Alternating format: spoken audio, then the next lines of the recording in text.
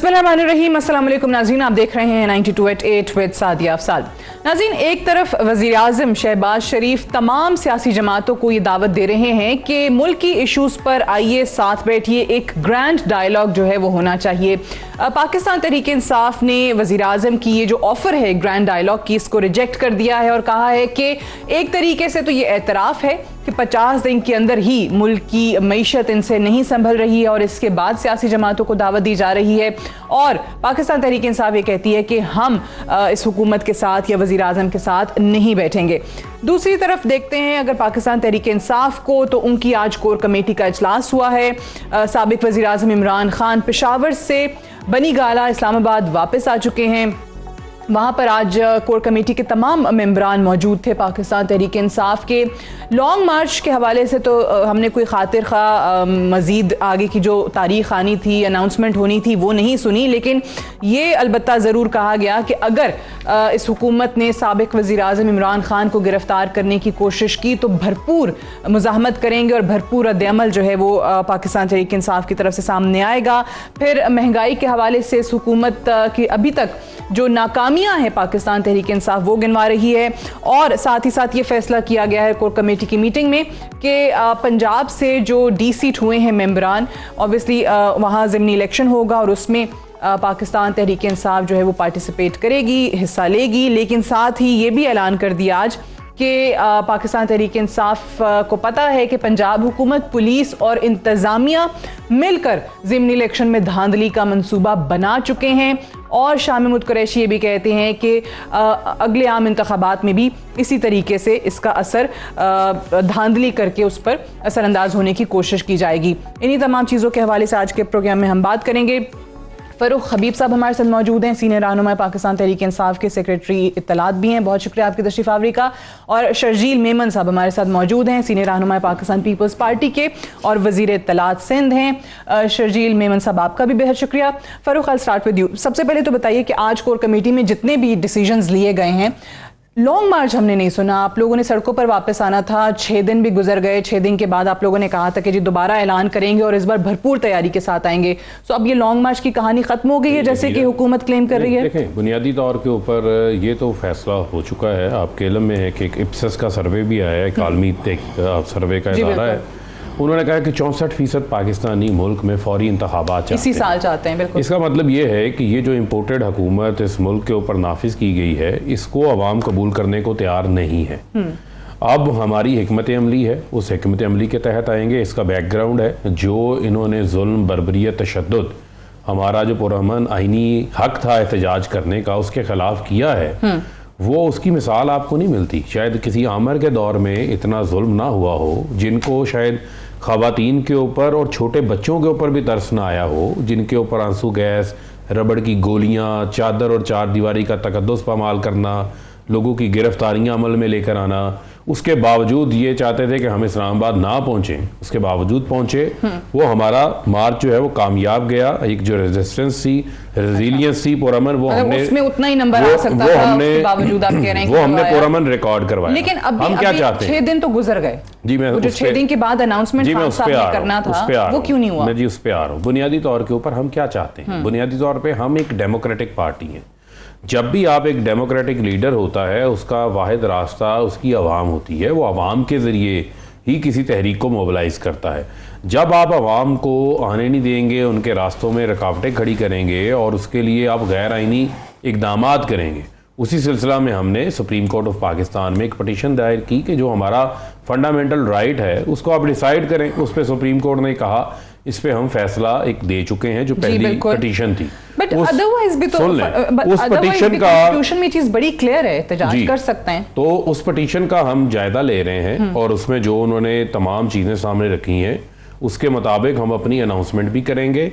लेकिन बुनियादी तौर पे जिसका आप हवाला दे रही हैं कि कॉन्स्टिट्यूशन इजाजत देता है, तो फिर मुझे आप ये बताएं कि इमरान खान की 26 साला पुरअमन तहरीक है, बिलावल जो है वो कराची से इस्लामाबाद आते हैं, इसी डी चौक के ऊपर तकरीर करके जाते हैं, हमने कोई गिरफ्तारी नहीं की, रास्ते में रुकावट नहीं खड़ी की। फजलुर रहमान आए, मरियम हमजा क्यों पड़ी? Because this is already clear. जी सुन ले, क्यों पड़ी? बड़ा सादा सा सवाल है ना, बड़ा सादा सा जवाब है उसका कि इनको क्या ज़रूरत पड़ी जो इन्होंने जुल्म और बर्बरियत कायम की।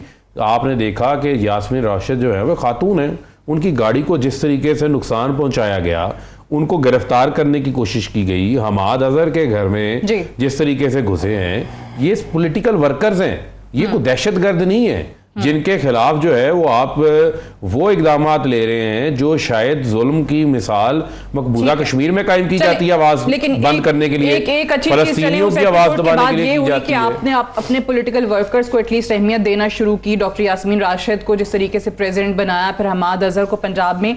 But moving on, Sharjeel Memon साहब, एक तो हमने देखा ऑब्वियसली आज पाकिस्तान पीपल्स पार्टी की भी मुल्क भर में रैली थी, पाकिस्तान खप्पे के नाम से एहतजाजी रैली कह लें खान साहब के बयानात को लेकर उनके खिलाफ। लेकिन ये जो इनके 6 मार्च के बाद लॉन्ग मार्च का ऐलान होना था वो नहीं हुआ, और इस पे कुछ रूमर्स कह लें इस्लामाबाद में गर्दिश कर रहे हैं कि शायद कुछ पसे पर्दा मुज़ाकरात हो रहे हैं, बातचीत तय करने की कोशिश की जा रही है। तो आपके पास ऐसी कोई इत्तलात हैं कि वाकई आपको लगता है कि ये मामला जो हैं वो सड़कों पर अब आने की शायद जरूरत नहीं पड़े, कहीं और ही चीजें तय हो जाएंगी?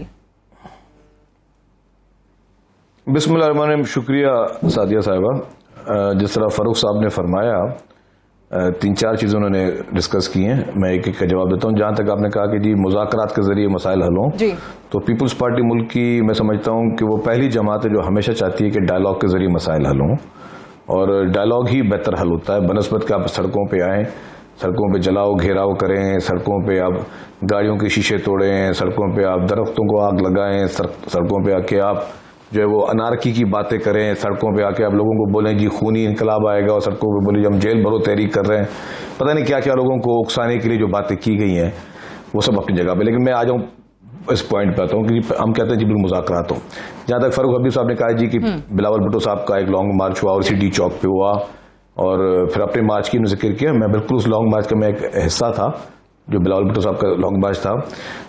कराची से निकले, पूरे पाकिस्तान से होकर इस्लामाबाद पहुंचे, किसी एक जगह पे आपने सबने मीडिया ने कवर किया, कहीं पत्थर चला हो, किसी को गाली दी हो, किसी कहीं पे शीशे तोड़े हों, कहीं पे मोबाइलों को आग लगाई हो, कहीं पे पुलिस वालों को पत्थर मारे हों, कहीं पे रेंजर्स वालों को पत्थर मारे हो। कोई एक वाकया आपने सुना? नहीं सुना। हम उस वक्त से कहते हुए आ रहे थे कि जी हम पीसफुल मार्च लेकर चल रहे हैं, हमारा कोई इरादा धरने का नहीं है, ना ही हमने कोई जत्थे मुसल्ला पैदा किए थे, ना जो इनकी लॉन्ग मार्च में जिस तरह दिखाए जा रहे थे, आपके टीवी चैनल्स पे दिखाए जा रहे थे कि लोगों के हाथ में लाठियां हैं, उनके अंदर कीलें लगी हुई हैं। ये पुलिस एक्शन से पहले की बात बता रहा हूं मैं।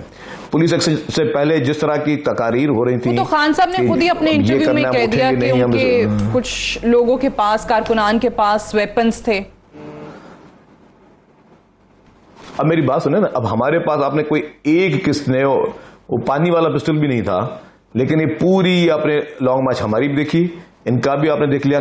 कराची में बताऊं, कराची में पुलिस की मोबाइलों को आग लगाई गई, कराची में पुलिस की वैन्स को आग लगाई गई, कराची में पुलिस वालों को जख्मी किया गया। मतलब ये तो लग ही नहीं रहा था कि जी ये कोई पॉलिटिकल पार्टी है। खुदा ना खासा हमें तो ऐसा लग रहा था किसी हम दहशत के तंजीम से कोई खुदा ना खासा हो रही चीजें।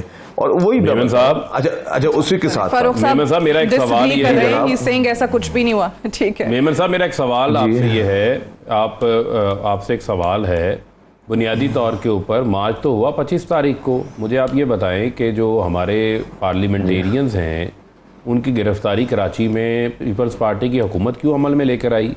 आप तो वो पार्टी हैं जिन्होंने ज़ियाउल हक के कोड़े खाए हुए हैं, आप तो हमेशा पुरअमन तहरीकों के हमायती रहे हैं, तो आपने तो बाकायदा तौर के ऊपर इस चीज़ को अपने ज़िम्मे ले लिया।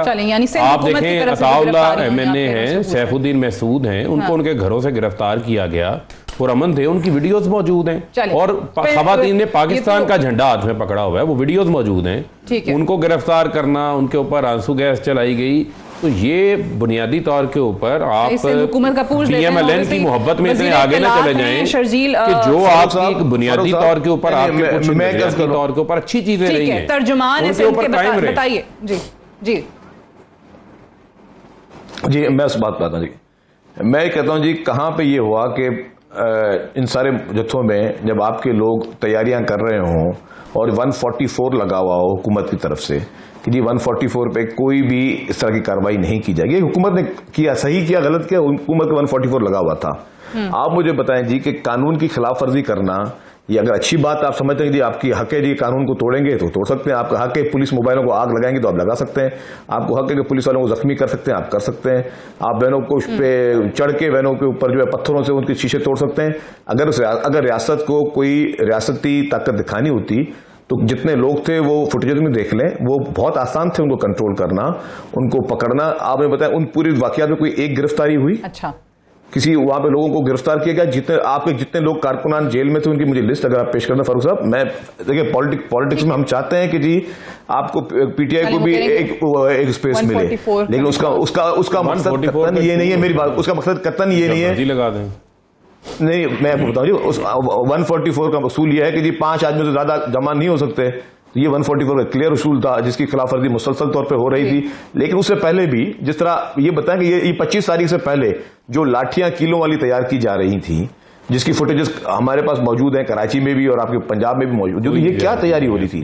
हम पॉलिटिकल जलसा का नहीं, पॉलिटिकल आपने टीवी चैनल ने दिखाई है और पीटीआई के काफी लोगों ने सोशल मीडिया पे उसको माशाल्लाह बड़ा अप्रिशिएट किया है, आपके लोगों ने, आपके लीडरान ने उसको अप्रिशिएट किया है। ये बताएं कि पूरे हमारे किसी लॉन्ग मार्च में कहीं जुमला चला कि ये खून का इनकलाब आ जाएगा और ये खून हो जाएगा और आग लगा दो, जला दो। लेकिन अभी चले फिलहाल एक चीज ये हुई कि लॉन्ग मार्च की डेट एक और नहीं इम्पोर्टेंट आई चीज सड़कों। जी मुकम्मल कर लें। जी फरमाइए।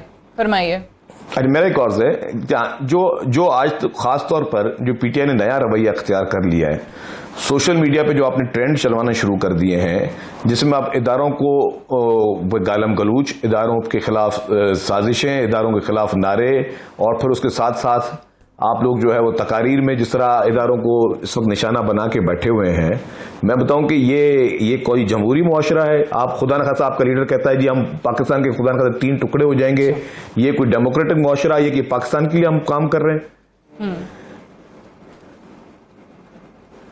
ठीक है, चलें इसका जवाब दे दें कि इदारों के खिलाफ ऑब्वियसली वो कह रहे हैं, बार बार न्यूट्रल्स कह के खान साहब तकरीर कर रहे हैं। नहीं, देखें एक कॉन्टेक्स्ट होता है ना हर चीज़ का। मामला क्या है? मामला ये है कि अभी बिलावल की एक स्टेटमेंट मौजूद होगी कि उन्होंने कहा कि सिंधु देश बन सकता है, और वो पूरी स्टेटमेंट पूरे कॉन्टेक्स्ट के साथ उन्होंने बात की।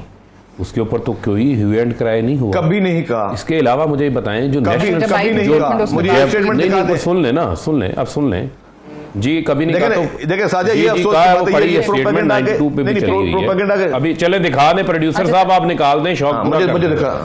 चलें जी दिखाएं, लाजमी दिखाएं। जब तक आप निकाल लेते हैं मुझे बाद मुकम्मल कर लें। अब आप लाजमी दिखाएं इनको, लाजमी। अच्छा, दूसरा बुनियादी तौर के ऊपर सुन लें। फिर आप जब कहते हैं कि हम ईंट से ईंट बजा देंगे, और हम तो जो है वो आप तो 3 साल के लिए आते हैं और हम तो सदा यहाँ पे रहने के लिए आए हुए हैं, उस वक्त फिर आपको दुबई जाना पड़ता है और आप जाके दुबई के हॉस्पिटल में दाखिल हो जाते हैं।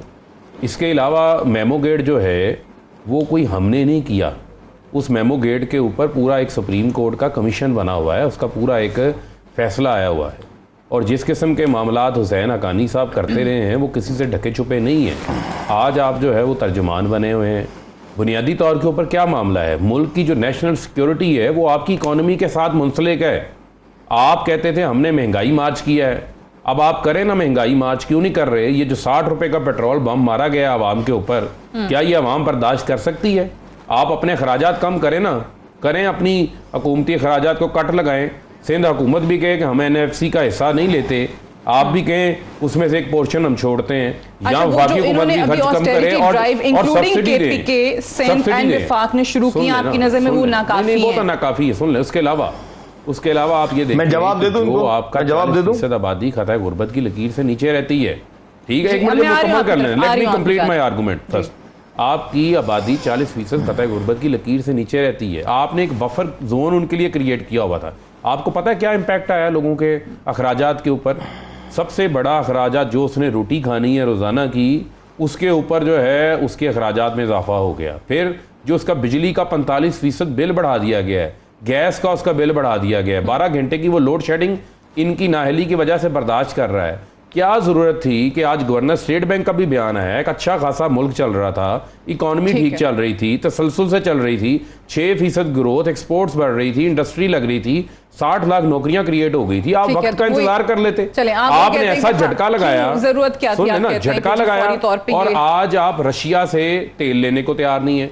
भारतीय वजीर खारजा धड़ाधड़ दबंग मुझे पता तरीके है, से बयान दे रहा है। लेकिन ये हुकूमत यहाँ कहती है बिलावल कि वज़ीर हमाद ख़ारजा उनका अज़हर बयान ही नहीं आ रहा। हमाद अज़हर साहब ने सिर्फ एक खत लिखा था, आपकी हुकूमत ने खत लिखा था, वो कह रहे हैं कि जवाब नहीं आया था वहां से रशिया ने, जवाब नहीं दिया। आप हमारे खत को हमने लिखा, उसको साइड पे रखें। मुझे आप सिर्फ ये बताएं, इनको 55 दिन हो गए आए हुए, इनको कौन रोक रहा है? मेनवाइल भारत ले रहा है, मैं पूछ लेती हूँ। भारत तेल ले रहा है, 34 million barrel, 3 crore 40 lakh barrel ले चुका है, 2 अरब डॉलर की बचत कर चुका। इनको खौफ है कि अमेरिका बहादुर नाराज हो जाएगा, सैंक्शंस लग जाएंगी हमारे ऊपर। भारत पे क्यों नहीं लगी? अच्छा, भारतीय वजीर खारजा, एक मिनट, दूसरा एस्पेक्ट भी एक मिनट, आज सिर्फ 10 सेकंड दे दें। एक तरफ हमने वजीर खारजा देखा था जुल्फकार अली भुट्टो, जो करारदादे फाड़ के वहां पे आ गया था। भुट्टो का नवासा जो है वो आज का वजीर खारजा है, वो ये आके कह नहीं रहा मेरे मुल्क का मुफाद है, मैंने रशिया से तेल लेना है, मुझे रशिया से तेल लेने दे, बात करने दे, उनके फॉरेन मिनिस्टर को एंगेज करें, उनके एम्बेसडर्स को एंगेज करें। आप दुनिया को वो सस्ता तेल दे रहे हैं, हमें दे सकते हैं, वो कहां चले गई उस वक्त की पीपल्स पार्टी? नजर नहीं आ रही, इतना कॉम्प्रोमाइज कर लिया। बार बार कहते हैं ना कि ऑब्वियसली महंगाई हो गई और आईएमएफ ने भी इतनी चीजें मानी, सब कुछ भी नहीं माना। इसका एक दूसरा एस्पेक्ट बंदा ये भी सोचने पे मजबूर होता है कि आप कहते हैं कि अमेरिकी साजिश से आए हैं, तो इतना अमेरिका इनको लाना चाहता था, ये इतने लाडले थे, तो फिर तो जैसे ही ये हुकूमत में आए इनको कर्जे देने चाहिए थे, आईएमएफ से इनके मुज़ाकरात तय होने चाहिए थे, वो भी नहीं हुआ, लोन भी नहीं मिले, शराइत भी नहीं हुई। उसकी वजह क्या है? अच्छा, पहले जवाब ले लेना, पहले जो आपने बात की है ना वजीर खारजा की, जवाब दे दूं। उसकी वजह यह है कि इनकी अनपॉपुलैरिटी अवाम में देख के अब वो भी पीछे हट गए, अमेरिका भी पीछे हट गया। अब कोई भी इनके साथ खड़े होने को तैयार नहीं है। ये गए थे ना, ठीक है, शर्जील मेमन साहब, आपने सुना है वो कह रहे हैं कि भाई लाए बड़े बड़े दावे करके आए थे, पैसे आए, लेकिन जब देखा कि आप लोगों की शायद वो शोहरत तमाम में नहीं रही, वो कह रहे हैं अमेरिका भी पीछे हट गया। बिल्कुल सादिया साहबा, जितना तमुल तक मैंने इनको सुना है, उम्मीद है कि ये भी मुझे अनइंटरप्टेड उस तमुल के साथ सुनेंगे। इन्होंने बात की आसिफ अली जरदारी साहब के बयानात पर। मुझे मैंने जब तक अपना शऊर लिया है और अपना सोच ली है और अपना एक देखा है, तब मुझे तो अपनी जिंदगी में एक ही बड़ा सानिया पाकिस्तान में सबसे नजर आया, वो मोहतरमा बेनज़ीर भुट्टो साहबा की शहादत का। जब बीबी शहीद होती हैं तब आसिफ जरदारी साहब ने जो उस वक्त काम किया, जब मज़ार पे नारे लग रहे थे, उस वक्त उन्होंने पाकिस्तान खप्पे का नारा लगाया। और उस वक्त, आज तो कहना बहुत आसान है, उस वक्त उस पोजीशन में जो सेंटीमेंट से वो नारा लगाना, मैं समझता हूं कि एक सबसे बड़ा मोहब्बे वतन आदमी लगा सकता है। इनका लीडर तो सिर्फ कुर्सी चली गई और वो मुल्क का दुश्मन होते बैठ गया है। सिर्फ कुर्सी जाने के बाद जो है वो पूरी टॉप ट्रेंड्स चलवा रहा है इदारों के खिलाफ। अब मुझे समझ में आती है कि इंसान की मुनाफकत का भी एक लिमिट होती है। ये सारी चीजें भूल गए, ये सारे एहसानात भूल गए कि इनको इक़्तिदार में लेकर कौन आया, किस तरह इन्होंने सीटें जीती, किस तरह आरटीएस बैठाए गए, किस तरह इनके बिल पास होते थे सेनेट में जब इनकी मेजॉरिटी भी नहीं होती थी, किस तरह नेशनल असेंबली में इनकी मेजॉरिटी नहीं होती थी, इनके बिल पास किए होते थे। मतलब इंसान को इस तरह कभी नहीं होना चाहिए कि जिस थाली में खाए उसी में छेद करे। अपने मुल्क के लिए, मतलब कुर्सी जाना कोई बड़ी बात नहीं, हमारे लिए हमारी लीडर चली गई, हम इस तरह की 100 कुर्सियां कुर्बान करते हैं, लेकिन हमारी लीडरशिप शहीद हो गई। जुल्फिकार अली भुट्टो शहीद हुए, बीबी शहीद हुई, लेकिन कभी पाकिस्तान पीपुल्स पार्टी ने खुदा न खासा ये बात की कि पाकिस्तान के टुकड़े हो जाएंगे। कभी पाकिस्तान पीपुल्स पार्टी ने ये बात की कि जी इदारों के खिलाफ मुहिम चलाना शुरू कर दें, और वो भी इदारों के खिलाफ मुहिम चला रहे हैं अब अपने बैरूनी कुछ दोस्तों के जरिए, कुछ ममालिक के जरिए, जहां पे आपके सोशल मीडिया के मेन सेल्स चल रहे हैं। हमें नहीं पता कि कहां से सेल्स चल रहे हैं, कौन चला रहा है, कहां से फंडिंग हो रही है, ये चीज हमसे छुपी हुई है। और आप और उसके फखर से उसको डिफेंड नहीं करेंगे राजी नहीं कि ये चीज गलत चल रही है। अच्छा। रोजाना आज उठा के देख लें, सारे ट्रेंड आप सारे ट्रेंड सोशल मीडिया में आप इन पॉलिटिकल आप जो अपने इदारों के खिलाफ चला रहे हैं, इदारों के सरबराहों के खिलाफ चल रहे हैं। जब तक अच्छा अब इनका कहानी क्या है कि जी कभी बोलते न्यूट्रल हो, कभी बोलते न्यूट्रल ना हो, मतलब ये इनकी अपनी एक कंफ्यूजन है। अच्छा, और मैं आज इनको एक बात कह दूं, ये खुदा का शुक्र करें कि इदारे न्यूट्रल हैं। अगर इदारे न्यूट्रल ना होते ना तो तहरीक इंसाफ अभी तितर बितर कब की हो चुकी होती, क्योंकि इस मुल्क में बाकी सारी पॉलिटिकल पार्टी ने जूते खाए, आज तक पीटीआई ने जूते नहीं खाए। और मैं भी ठीक है, हम बिल्कुल, और आप देखें हिस्ट्री देख लें, हिस्ट्री देख लें, लोगों ने कोड़े खाए। पीटीआई को जो एक शक अब पड़ रहा है वो ज़िमनी इलेक्शन को लेकर है, आने वाले जो ज़िमनी इलेक्शन है उस पर भी जरा बात करेंगे, और महंगाई के हवाले से भी बात करेंगे। अवामी जो रद्द-ए-अमल आ रहा है उसका भी थोड़ा तस्करा होगा, कुछ अवाम के तासुरात हैं वो भी आपको प्रोग्राम में सुनाएंगे। Right after this short break, stay tuned.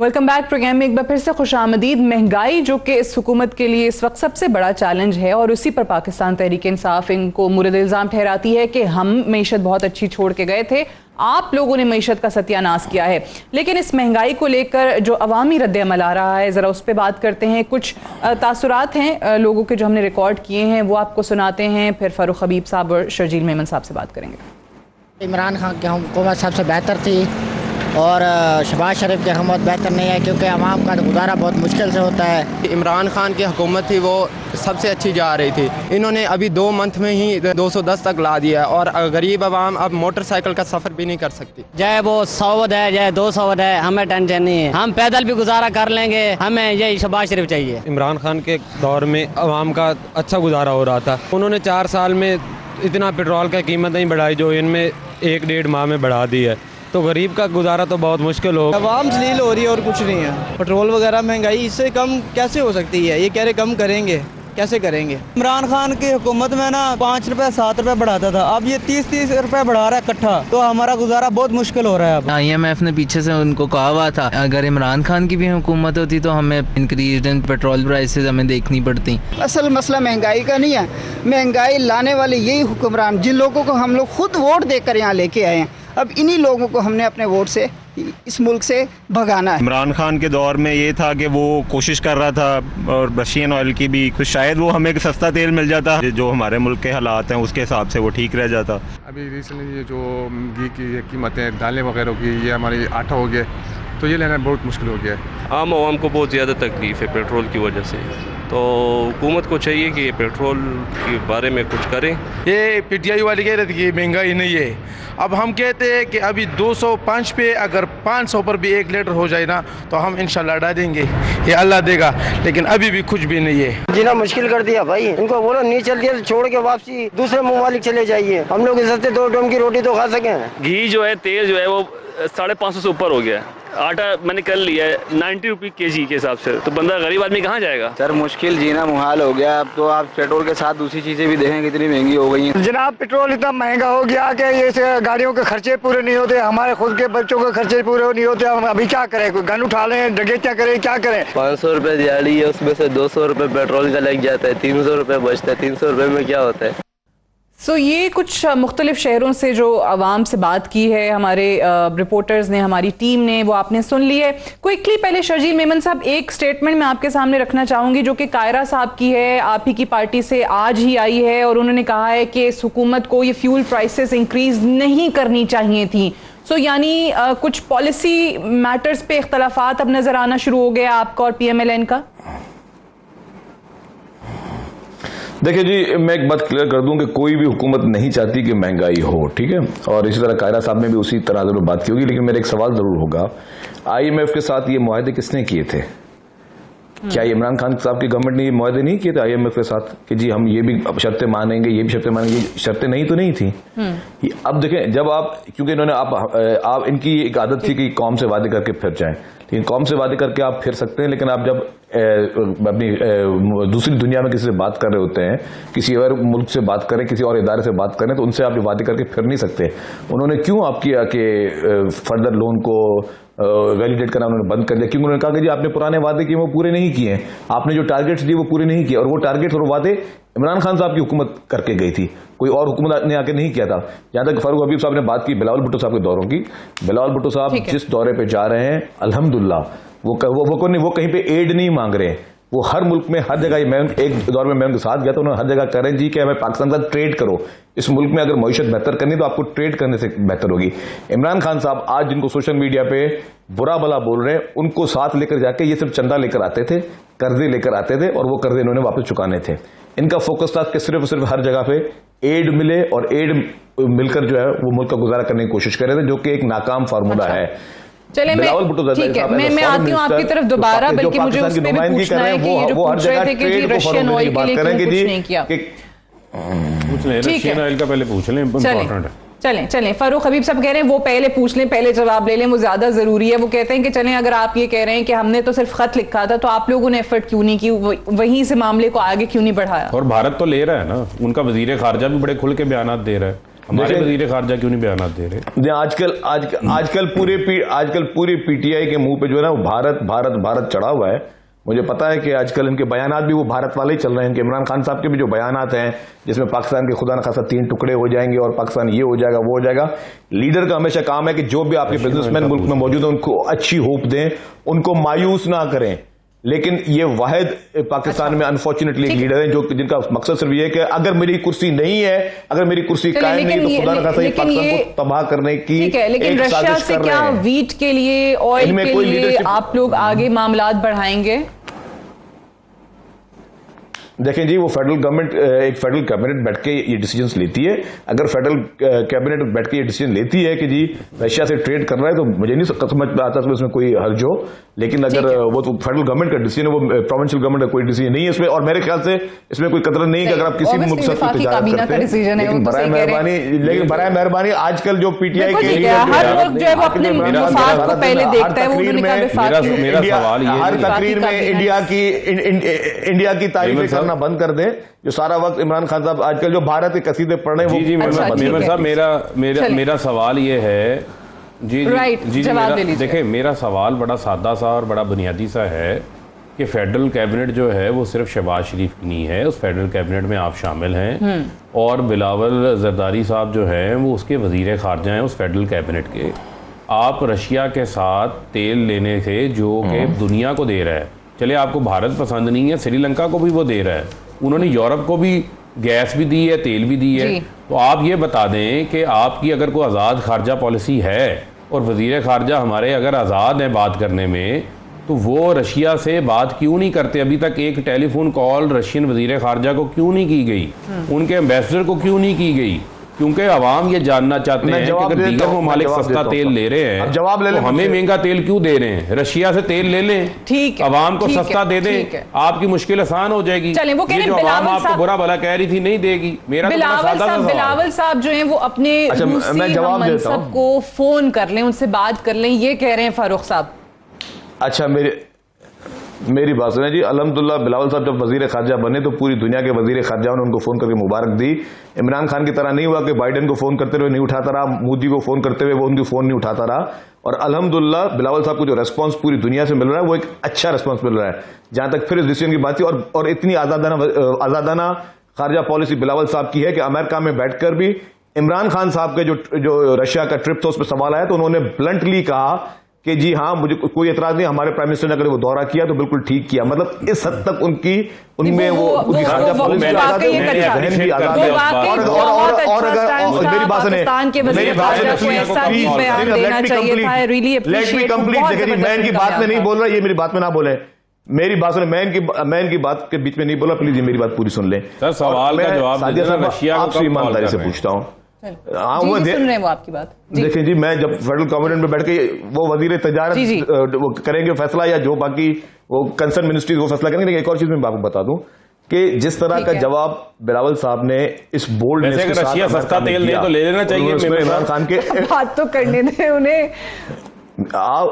अब यही आता जब ये आर्गुमेंट सस्ता तेल देता है तो ले लेना चाहिए। इनका ये दूसरा ट्रैक शुरू हो जाता है। देखिए वो सारे शो में बात करें, मुझे सिर्फ इस बात का जवाब दे दें। मैं बात ही नहीं करूंगा शो में। सर आप सारा शो करिएगा, मैं सुनूंगा सारी बात पूरी। मैं सिर्फ पूरी बात सुनिए, सस्ता तेल दे तो पाकिस्तान को ले लेना चाहिए। मुझे एक बात बताएं जी भाई, वो फेडरल कैबिनेट ने डिसाइड करना है। अमेरिका से शुरू होते हैं, जाके फिर अमेरिका पे खत्म हो जाते हैं। रशिया का नाम ही नहीं आप ले रहे अपने मुंह से। वो कह रहे हैं बार-बार कि फेडरल गवर्नमेंट का डिसीजन होगा, फेडरल कैबिनेट जो है वो डिसाइड करेगी। जब मेरे लीडर सुने, जब मेरे लीडर ने ना ये सिंध की काबीना में बैठते हैं ना, उनको नहीं पता काबीना क्या फैसला। आप फिर इनके मुकाबले में किसी चले सुने, फरमाइए। सिंध असेंबली से पीटीआई के किसी बंदे को बुला लेते, सिंध के इश्यूज डिस्कस कर लेते आप जी। सादिया साहिबा मेरे लीडर में अल्हम्दुलिल्लाह इतनी बोल्डनेस थी जो मैं बात कह चुका हूं। लेकिन मेरा आपसे सवाल था, क्या कभी इमरान खान से कोई अमेरिका में या किसी और मुल्क में कोई सवाल पूछता कि इमरान खान के मुंह से कभी किसी गैर पॉलिटिकल पार्टी, अब उसकी जो मुखालिफ पॉलिटिकल पार्टी के लिए कभी एक लफ्ज अच्छा सुनता? यही अमेरिका में बैठकर वहां पे अपनी पॉलिटिकल पार्टी को गाली देते रहे। उसके मुकाबले में हमारे पार्टी के फॉरेन मिनिस्टर जो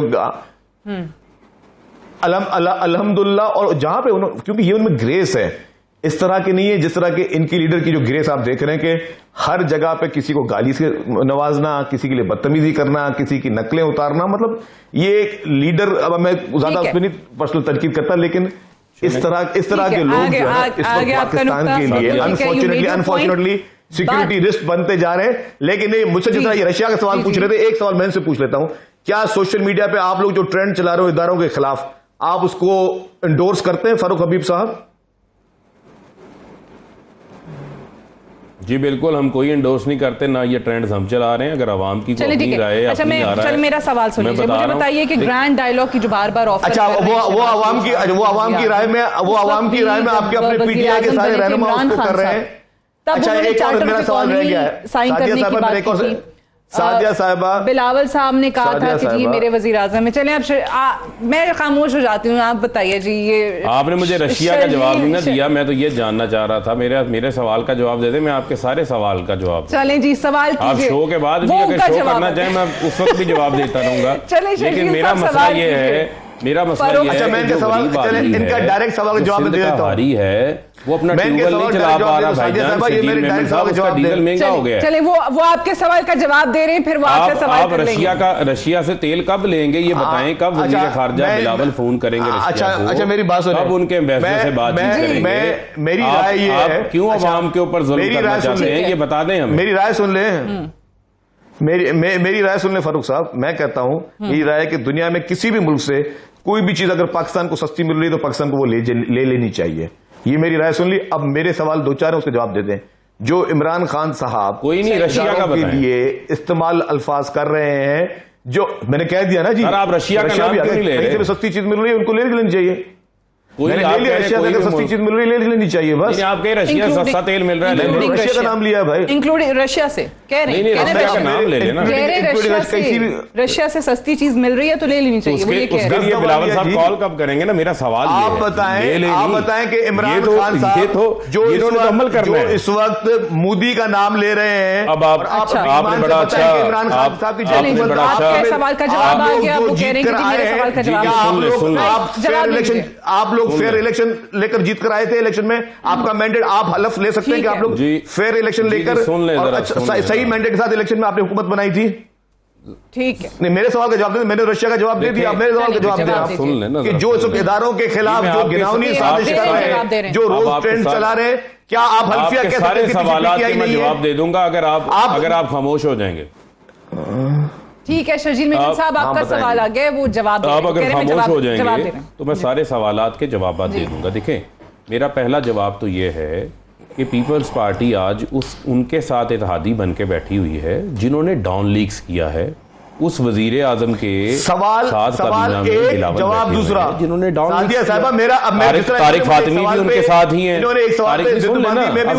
बांध रहा हूँ, नहीं सुन, ये मुझे बता सकते हैं, अब मुझे जवाब दे लेने देना। जो इदारों के खिलाफ मैं स्पेसिफिक उसमें पीटीआई नहीं है, अब आप मुझे हल्फिया कह सकते हैं, मुझे बात कर, क्या ये हल्फिया कह सकते हैं? तारिक फातिमी भी उसी का किरदार है। नहीं, आप ये हल्फिया कह सकते हैं कि इस वक्त जो मुहिम चल रही है इदारों के खिलाफ उसमें पीटीआई इन्वॉल्व नहीं है। अब आप आ जाएं, जो मुल्क के खिलाफ जो साजिशें हो रही है उसमें पीटीआई इन्वॉल्व नहीं है। कह रहे पीटीआई इन्वॉल्व उसमें है या नहीं है? नहीं, मुझे आप हल्फिया कहते हैं, मैंने तो आपको सवाल जवाब दे दिया, आपने तो मुझे उस बात ही नहीं करनी थी। पहली बात तो कैटेगोरिकली सुन लेना, आपने मुझे बात नहीं करने दी। इन्होंने मुझे मेमो गेट का नहीं कह रहे हल्फिया कह सकते हैं कि उसमें जी सुन लेना, हमने सारा कुछ हल्फिया कह दिया। अच्छा। इन्होंने मुझे मेमो गेट का जवाब नहीं दिया था, हुसैन हकानी का जवाब नहीं दिया था, कोई जवाब नहीं दिया। लेकिन मैं जो है वो हमारा सुन ले पूरी मुहिम में जो हमारे मुल्क की नेशनल सिक्योरिटी है, फंडिंग नहीं ले रहे इस मुहिम में, हमारे मुल्क की नेशनल सिक्योरिटी है वो मुंसलिक है मुल्क की इकोनॉमिक सिक्योरिटी के साथ,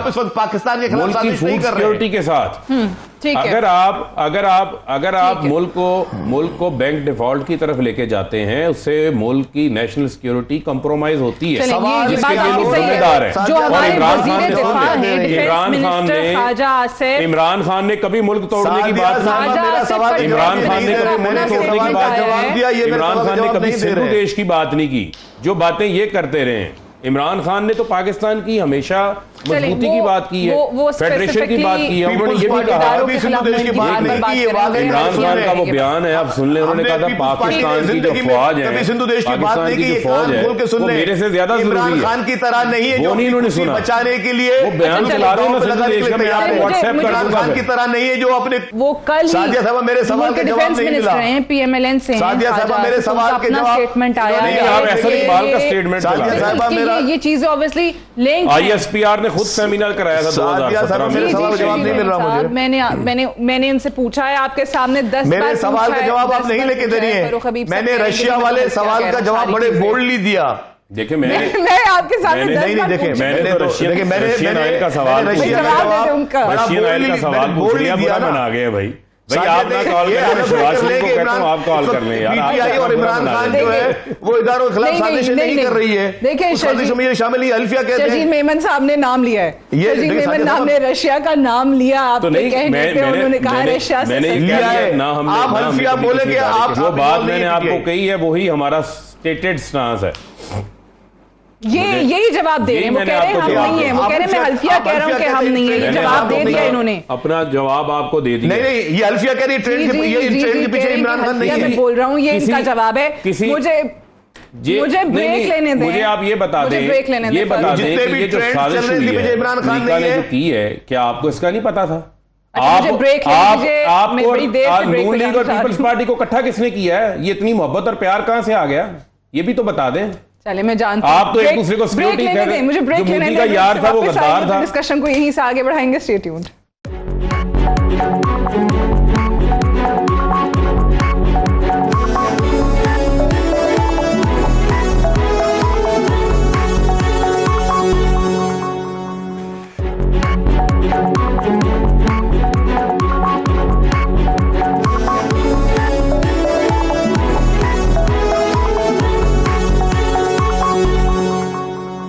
वेलकम बैक। प्रोग्राम में एक बार फिर से खुशामदीद। पाकिस्तान तहरीक इंसाफ की आज जो कोर कमेटी की मीटिंग हुई है उसमें शाह महमूद कुरैशी ने जो ऐलान किया है कि इमरान खान साहब को गिरफ्तार किया गया तो हम शदीद रद्द अमल देंगे।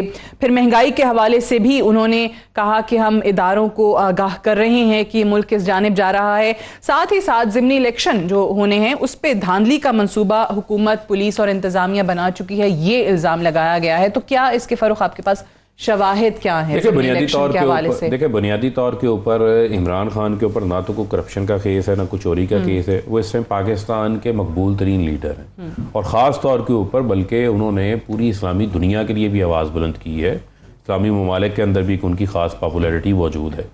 इस मौका के ऊपर अगर आप हमारी पुरअमन जद्दोजहद को दबाने के लिए कोई इस किस्म का आप ऊँचा हथकंडा इस्तेमाल करते हैं, कोशिश करते हैं इमरान खान की गिरफ्तारी के लिए, तो फिर उसका रद्द अमल जो है उसकी जिम्मेदारी फिर इनके ऊपर होगी। फिर हमें कोई ये ना कहे कि हालात जो हैं वो इनसे संभल नहीं रहे। तो बुनियादी तौर के ऊपर हम इनको ये कहते हैं ये हमारा डेमोक्रेटिक राइट है, ये राइट हम एक्सरसाइज करने दें। जिस किस्म की FIRs इन्होंने दर्ज करवाना शुरू की, आज राना सनाउल्लाह साहब की तरफ से स्टेटमेंट आया, वो कहते हैं कि जी ये तो इन्होंने बेल ली हुई है और जब बेल इनकी खत्म होगी तो इनकी खान साहब की सिक्योरिटी खुद ही इनको अरेस्ट कर लेगी। देखें वो हमें उनसे जो इनकी गीदड़ भपकियां हैं उससे हमें कोई फर्क नहीं पड़ता। मामला क्या है, जब एक ऐसे शख्स को इन्होंने वजीर दाखिला बनाया है जो कि खुद खूनी वजीर दाखिला है, 14 लोगों को मॉडल टाउन में शहीद किया है, 22 लोगों का इनकी अपनी पार्टी के लोग फैसलाबाद में इनके ऊपर इल्ज़ाम लगाते हैं मर्डर किए हुए हैं, अपना दर्जनों लोग मॉडल टाउन में ज़ख्मी कर दिया, पहाज कर दिए। इसके अलावा बेशुमार और चीज़ें उस जिस वज़ीर दाखिला का मुल्क में अमन कायम करना है वो बढ़ चढ़ के बदअमनी फैलाना चाहता है। इस किस्म की स्टेटमेंट से आप अमन कायम कर रहे हैं या इश्तियाल दिलवा रहे हैं लोगों को? क्या करना चाहते हैं? ज़िमनी इलेक्शन का क्या चाहते क्या हैं? ज़िमनी इलेक्शन में ऑब्वियसली आप लोग हिस्सा तो ले रहे हैं क्योंकि जहां एक तरफ वो जमात जो मुतालबा कर रही है खुद के आम इंतखाबात पहले तो हमारा एतराज़ है कि हमारा एतराज़ है कि आर्टिकल 224 बड़ा वाज़ेह है। 5 लोगों के हमारे नोटिफिकेशन होने थे जिसमें 2 हमारी अक़लियतें नशिस्तें थी, 3 हमारी उसके अंदर ख़वातीन की नशिस्तें थी। आर्टिकल 224 में बड़ा वाज़ेह है कि आप जो भी आपकी नेक्स्ट प्रायोरिटी लिस्ट होती है after disqualification, but they are saying after by election, they are going to decide this after by election. अब यहाँ पे हमारा एतराज़ है कि इलेक्शन कमीशन के ऊपर पहले हमारे तहफ़्फ़ुज़ात हैं, वो तवाज़ुन कायम करने की बजाय उनका झुकाव खुल के सामने नजर आ गया है। बट जब इलेक्शन कमीशन ने इन्हीं मेंबरान को डी सीट किया उस वक्त तो आप तारीफ कर रहे थे कि अच्छा डिसीजन है। 1 मिनट, डी सीट कब किया? पूरा 1 महीना लगा के डी सीट किया। नंबर 1 सुप्रीम कोर्ट के फैसले के बाद सुन लेना, पूरा 1 महीना लगा के डी सीट किया। फिर जब सुप्रीम कोर्ट का फैसला आ गया तो फिर कर वोट काउंट नहीं होंगे। कोई एहसान हमारे ऊपर नहीं इन्होंने किया, ये वहां भी डंडी मार जाते। अगर सुप्रीम कोर्ट के अंदर पिटीशन ना गई होती, ये लिख के रख लें कि इन्होंने वहां भी ये काम करना था, वोटर्स लोगों के वोट खराब कर दिए। चलिए मैं मान लेती हूँ आपकी बात, लेकिन बात ये है ना कि अब जो अहम तैनातियां होनी है, मौजूद है, चीफ इलेक्शन कमिश्नर हो गया, चेयरमैन नाब हो गया, वहां पे आप लोगों की से नहीं है क्योंकि आप लोग मौजूद नहीं है। फिर आपके जो अपने लोग हैं, एमएनएज हैं, जिसमें फवाद चौधरी, इमरान खान, शीरी मजारी, असद उमर, वो तो कहते हैं कि जी उन्होंने on the floor of the house announce कर दिए थे, तो उनके तो इस्तीफे हर हाल में कबूल होंगे। उसके अलावा स्पीकर साहब बुला रहे हैं फर्दन आइए बताइए। 30 लोगों के बारे में पीटीआई के कहा जाता है कि वो नहीं इस हक में के मुस्ताफी हों। एक मिनट, ये गैर कानूनी है जो मौजूदा स्पीकर कर रहे हैं। इस्तीफे जो है कासिम सूरी उस वक्त के स्पीकर जिनके पास इख्तियार था, वो चेयर पे थे, वो इस्तीफे मंजूर करके गए हैं। उन्होंने इलेक्शन कमीशन को भिजवाए हैं। जिस तरह इन्होंने बाकी जगहों पर परवेज अशरफ साहब नहीं बुला सकते, जो इन्होंने बाकी जगहों पे आइन और कानून की धज्जियां उड़ाई हैं। इस मुल्क में कभी कोई आइन और कानून चल रहा है? चलें शर्जील मेमन साहब, तो फिर तो बड़ी सीधी सी बात हो गई। किस्म की नैब अमेंडमेंट्स लाए हैं, वो सदर साहब ने वापस भेज दी। बिल्कुल ठीक है, सीधी सी बात हो गई कि फिर तो राजा परवेज अशरफ साहब को, स्पीकर साहब को इनको बुलाना ही नहीं चाहिए। जिस तरीके से कह रहे हैं कि जी हम तो अनाउंस इलेक्शन कमीशन को भेजे। लेकिन फारूक साहब, लास्ट टाइम भी आपके कुछ लोगों के बारे में आ गए थे ना, बयानात आ गए थे जो हक में नहीं थे। 30 के करीब अभी किसी का बयान आया नहीं। देखें हम बड़े वादे हैं, सुन लेना, हम बड़े वादे हैं। जो अगर आप 25-30 कह भी रही हैं, सबके लिए पैगाम बड़ा वादे हैं। जो नहीं देना चाहता वो हट जाए, हमारे और उसके रास्ते आप जाएंगे नहीं। स्पीकर जब बुलाएंगे तो आप जाएंगे, जाने का तस्व्वुर ही नहीं है। राइट, शर्जील मेमन साहब सामने जाने का मतलब है वो कहते हैं कि जी हमारे इस्तीफे कबूल करें।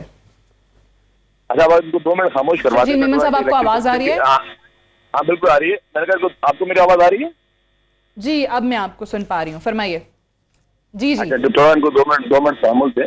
चीफ इलेक्शन कमिश्नर पे ये अभी एतराज़ात उठा रहे हैं। इमरान खान साहब का स्टेटमेंट मौजूद है, वो भी पहले रिकॉर्ड में चल रहा है।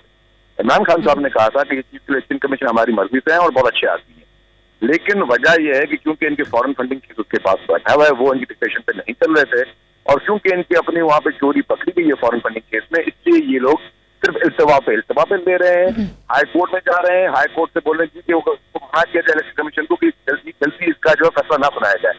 इसका मकसद यही है कि जिस तरह चोर की दादी में सिंका, इनकी चोरी वहां पकड़ी गई है। जहां तक इस्तीफों की बात है, इस्तीफों की बात में एक प्रोसेस है, जिसमें आइन इन्होंने बैठकर जो आखिरी चंद 5-6 दिनों में इन्होंने तोड़ा, वहां पे जो धज्जियां उड़ाई आइन की, जो कानून की धज्जियां उड़ाई, वो सारी चीजें, वो तो मैं कहता हूँ फेडरल गवर्नमेंट की कमजोरी है, मैं मानता हूँ। अगर उन सारी चीजों को federal government court of law में लेके जाए, उन सब लोगों पर आइन की गद्दारी के मुकदमा चलने चाहिए जिन्होंने इस तरह को बुलडोज करते रहे। जिस तरह से जो ये अपने एक्सक्यूज देके असेंबली के इजलासों को कभी मुलतवी करते रहे, कभी करारदादों को ये नामंजूर करते रहे, ये सारे की सारी ये गैर आईनी काम ये सारे पीटीआई के स्पीकर और डिप्टी स्पीकर और प्राइम मिनिस्टर ने मिलकर किए बैठकर।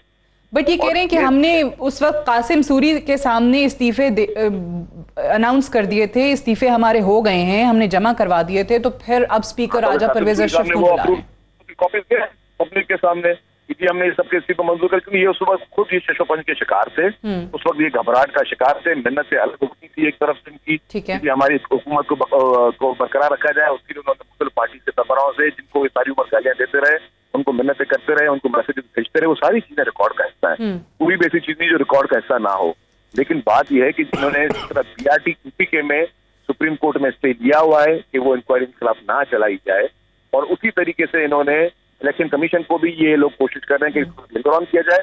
तो कंप्लीट हो गई, अब कोई से नहीं, अब कर लेते तहकीकात जैसे करते। चलें ठीक है, चलें। Unfortunately I have run out of time. Thank you very much Sharjeel Memon साहब, फारूक हबीब साहब फॉर ज्वाइनिंग मी टुडे। आज के लिए इतना ही, इजाजत दीजिए, खुदा हाफिज।